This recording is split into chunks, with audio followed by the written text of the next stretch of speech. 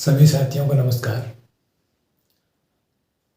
आज हम समझने की कोशिश करेंगे सदनों की अवधि के बारे में। आपको ये तो पता ही होगा कि जो हमारी सदी होती हैं, जो सदन होते हैं, वो दो होते हैं। कौन सा होता है दोस्तों? एक होता है राज्यसभा राज्यसभा और दूसरा लोकसभा।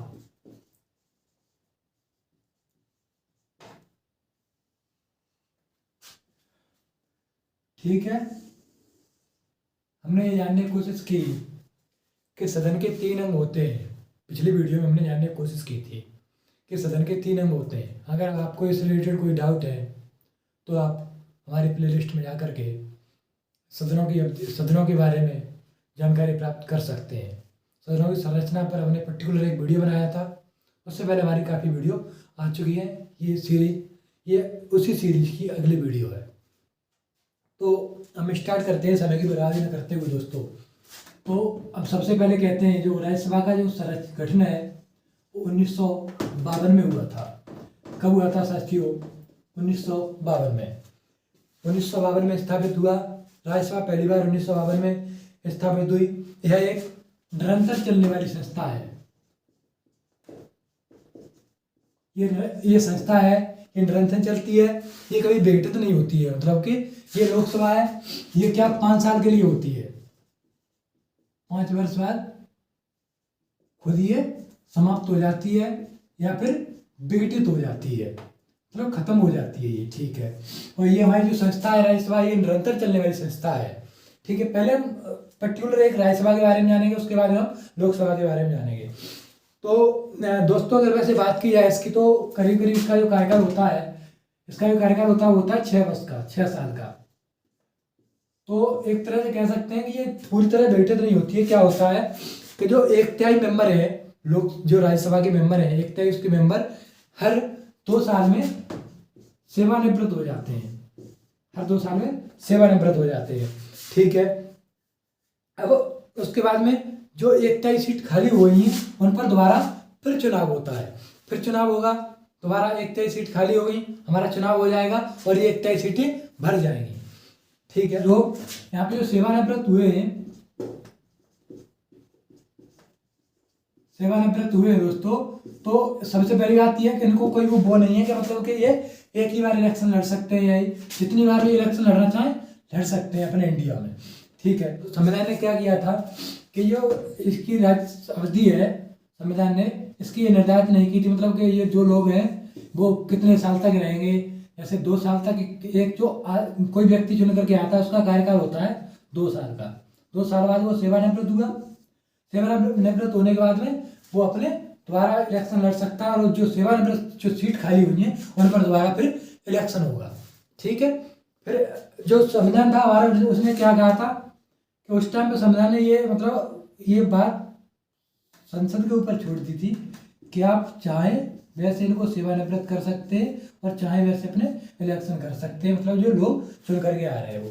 तो सबसे पहले क्या हुआ दोस्तों, अब आपके मन में एक डाउट आ रहा होगा। डाउट क्या है? डाउट पे हम आते हैं कि भैया जी कि शुरू में जब ये जो इलेक्ट हो गए लड़के गए होंगे, मतलब जो लोग गए होंगे उनको कैसे निकाला होगा? मतलब जो शुरू में तो 6 साल के लिए गए होंगे, जो 2 निकाल लेते। तो मैं बता दूं दोस्तों, उनके लिए एक पर्ची की व्यवस्था की गई, मतलब कि लॉटरी टाइप की होती है, लॉटरी लगाई गई कि जिसकी जो पर्ची निकल आएगी वो उससे बाहर हो जाएगा।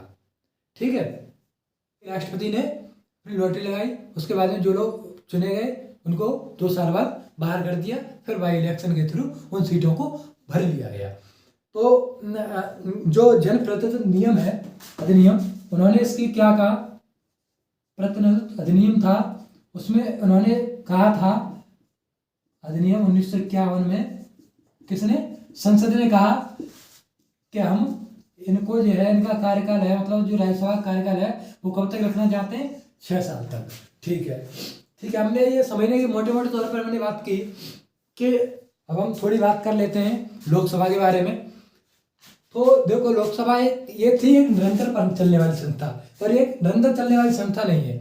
ये क्या होता है कि हमारे जो लोकसभा के मेंबर हैं, जो कैंडिडेट हैं, जो सांसद हैं, वो 5 साल के लिए इलेक्ट होकर के आते हैं। वो बात अलग है कि जो सीटें खाली हो जाती हैं उन पर हम दोबारा इलेक्शन करा देते हैं, तो उनका थोड़ा कार्यकाल, जो दोबारा इलेक्ट होकर आते हैं उनका जो कार्यकाल बचा हुआ होता है, जो सीट खाली हुई है, जो कैंडिडेट छोड़ के गया है, उसको वो पूरा करता है कार्यकाल को। ठीक है, जैसे भी हमारे डिम्पल जी के लिए उपचुनाव हुआ था मैनपुरी में। ठीक है, अब हम देखते हैं लोकसभा के बारे में।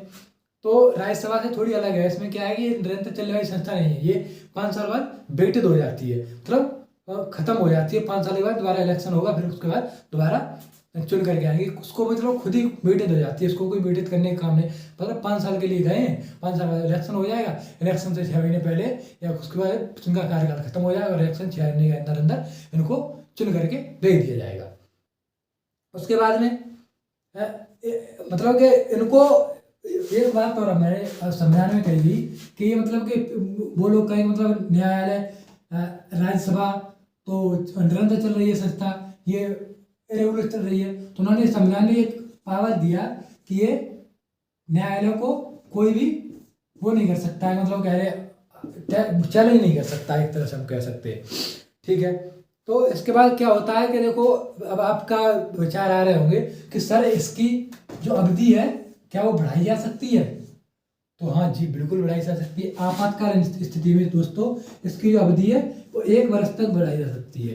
उसके बाद में 1 वर्ष तक अवधि बढ़ा दी, उसके बाद में ये होता है 6 महीने के अंदर हमें इलेक्शन कराना ही पड़ेगा। 6 महीने के अंदर अंदर हमें इलेक्शन कराना पड़ता है। ठीक है, और जो ये हमारा सीधा यूपीएससी क्वेश्चन यहाँ से पूछेगी, जो यूपीएससी क्वेश्चन पूछती है सीधा यहाँ से क्वेश्चन आएगा, उसकी लोकसभा की अवधि इमरजेंसी केस में बढ़ाई जा सकती है, तो कितनी बढ़ाई जा सकती है? 2 साल 3 साल ऐसे करके वो ये बहुत इंपॉर्टेंट क्वेश्चन बन जाता है दोस्तों यूपीएससी के लिए। तो इसलिए प्लीज़ आपसे रिक्वेस्ट करूंगा कि इस टॉपिक को अच्छे से ध्यान दें, यहाँ पर पर्टिकुलर यहाँ पर ध्यान देना, इस पर ज़्यादा नहीं देना, इस पर नहीं देना, पर्टिकुलर इस पर ध्यान देना, यहाँ पे क्वेश्चन आता ही आता है। ठीक है दोस्तों, हम नेक्स्ट वीडियो में जानने की कोशिश करते हैं कि हमें मतलब कि हमें राजनीति में उतरना है, हमें मतलब इलेक्शन लड़ना है, तो उसके लिए हमें क्या क्या एलिजिबिलिटी चाहिए और क्या क्या होना चाहिए, क्या क्या नहीं होना चाहिए। ठीक है, तो इस वीडियो को दोस्तों हम समाप्त करते हैं। धन्यवाद। तब तक के लिए पढ़ाई करते रहे। Best of luck.